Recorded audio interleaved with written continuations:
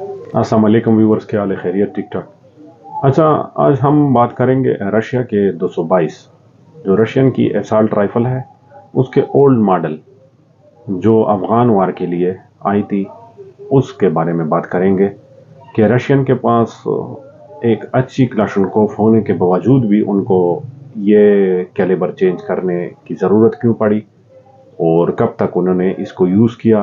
और कन्वर्टेड, इसमें जो क्लाशनकोव से कन्वर्टेड होती है, उसकी पहचान किस तरह की जाती है।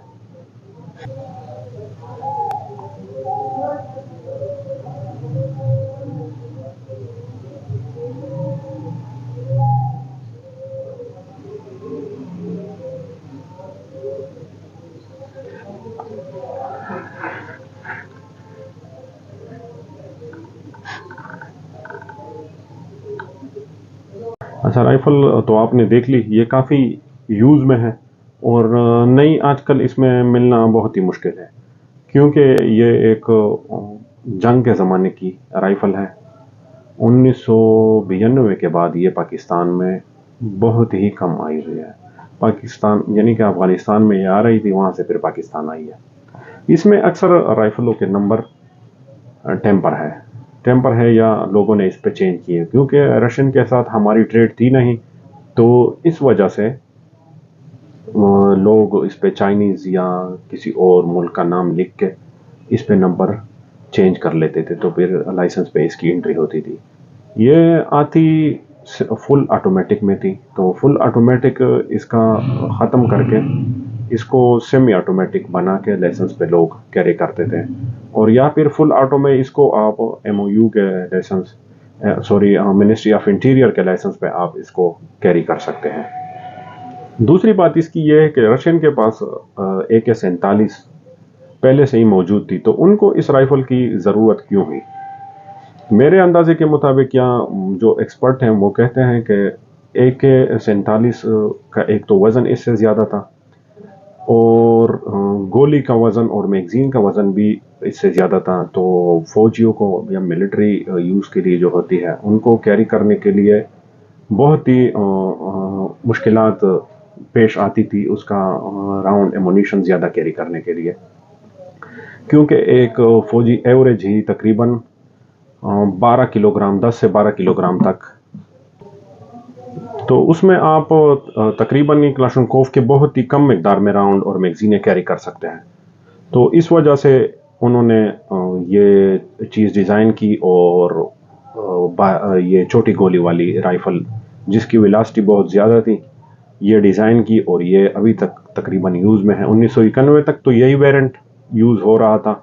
1991 के बाद उसमें फिर थोड़ी सी चेंजेस करके उन्होंने ये चीज़ अडॉप्ट की हुई है। फ़िलहाल अभी भी वो इन सर्विस है रशिया के आर्मी के पास, और बहुत सारी मुल्कों में इन सर्विस है। ये 1974 में डिज़ाइन की हुई राइफल है। इससे पहले रशियन फ्लैश हाइडर या मजल ब्रेक यूज़ नहीं करते थे। इससे पहले रशियन फ्लैश हाइडर यूज़ नहीं करते थे। इस राइफलों में उन्होंने एक बेहतरीन किस्म का फ्लैश हाइडर जो है वो दिया हुआ है, फ्लैश हाइडर या मजल ब्रेक।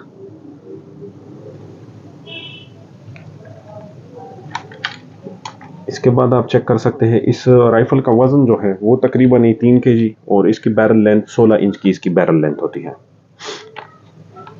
इसकी मजल वेलोसिटी जो है वो तकरीबन 900 मीटर पर सेकंड इसकी मजल वेलोसिटी होती है। गैस ऑपरेटेड राइफल है,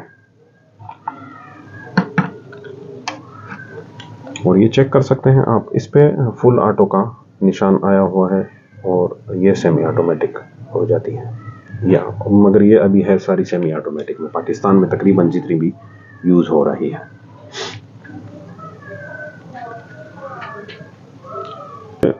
ओवरऑल लेंथ की अगर बात करें तो इसकी ओवरऑल लेंथ वो 3 फीट इसकी ओवरऑल लेंथ है, और इसको फिर ये ओरिजिनली बट में आती है। कुछ कुछ मॉडलों में इसके स्केलेटन बट भी आते हैं। इससे पहले रशियन अंडरफोल्ड की राइफलें भी बनाते थे, असॉल्ट राइफल्स, मगर इस वेरिएंट में फिर अंडरफोल्ड से वो चेंज हो गए साइड फोल्ड में। और ये जो साइड फोल्ड है इसका अपना बट निकाल के ये इसको साइड फोल्ड लगाया हुआ है, यानी कि ये इसका है तो रशियन ओरिजिनल, मगर राइफल के साथ कंपनी की तरफ से ये नहीं आया।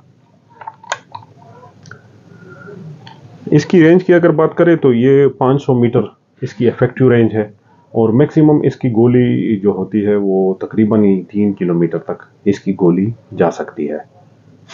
और हाई वेलोसिटी राउंड होने की वजह से इसकी और कलाशनकोव की एक्यूरेसी में बहुत ज़्यादा फ़र्क है, यानी कि ये बहुत ही उससे ज़्यादा एक्यूरेट, कलाशनकोव से एक्यूरेट होती है। मैगज़ीन कैपेसिटी इसके साथ नॉर्मल 30 राउंड वाली मैगज़ीनें होती है, और अभी लोग इसमें 45 राउंड वाली और बिल्कुल ही लेटेस्ट इसमें 40 राउंड वाली मैगज़ीनें भी आई हुई हैं, वो भी लोग इसमें यूज़ करते हैं। पहचान मैंने एक बात की थी वीडियो में कि इसकी पहचान, यानी कि लोग अक्सर इसको AKM से, जिसको कॉलम कट बोलते हैं, पश्तो में इस राइफल को अक्सर लोग कालाकोफ के नाम से जानते हैं। तकरीबन ही पाकिस्तान और अफगानिस्तान में उसके लिए ये नाम यूज़ होता है। मुझे इसका तो अंदाज़ा नहीं है कि क्यों ये नाम इसके लिए यूज़ होता है, मगर पहचान इसकी कालाकोफ के नाम से है। कन्वर्टेड की मैंने आपको पहचान बतानी है। अगर बंदा सही तरीके से ये बात सीख ले तो एक छोटा बच्चा भी जो AKM से कन्वर्ट हुई हो या कलम कट से, तो एक छोटा बच्चा भी इस चीज़ को बहुत आसानी से आइडेंटिफाई कर सकता है। ये देखें, ये इसकी ट्रिगर के साथ एक छोटा सा उबार होता है, जो कि कन्वर्टेड हुई हो उसमें ये उबार बिल्कुल नहीं होता, और अगर बनाया भी जाए तो बड़ी मुश्किल और मेहनत से बनाया जाता है, जो भी पहचाना जाता है। दूसरी बात, अगर ये कोई बना भी ले तो इसमें आप चेक कर सकते हैं, ये 5 डेंट के निशान होते हैं, मगर जो कॉलम कट से कन्वर्ट हो उसमें फिर ये 6 होते हैं। तो इस वजह से आसानी से बंदा इसको पहचान लेता है कि ये कन्वर्टेड है या ओरिजिनल है। प्राइस की अगर बात करें तो बैरल अगर अंदर से साफ हो, 100% हो, तो इस कंडीशन की राइफल जो होती हैं तकरीबन 5.5 लाख से लेके 6 लाख तक की ये आसानी से मिल जाती है। और लोग इसको न्यू राइफलों के मुकाबले में बहुत ही ज़्यादा पसंद करते हैं, और फर्स्ट चॉइस उनकी ये होती है कि अगर ये अवेलेबल है मार्केट में तो वो पहले ये लेते हैं। अगर ये फिर ना मिले तो फिर वो दूसरी जो नई इंपोर्ट पे आई हुई राइफलें हैं वो फिर परचेस करते हैं और लेते हैं।